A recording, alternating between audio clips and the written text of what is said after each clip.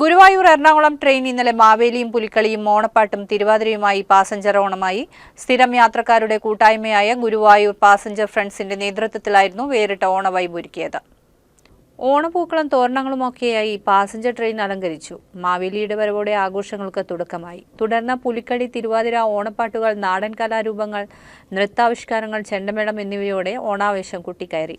കുട്ടികളും സ്ത്രീകളും മുതിർന്നവരും ഉൾപ്പെടെയുള്ള യാത്രക്കാർ ആഘോഷത്തിന്റെ ഭാഗമായി. യാത്രക്കാർക്ക് മധുരപലഹാരങ്ങളും ഓണസമ്മാനങ്ങളും വിതരണം ചെയ്തു.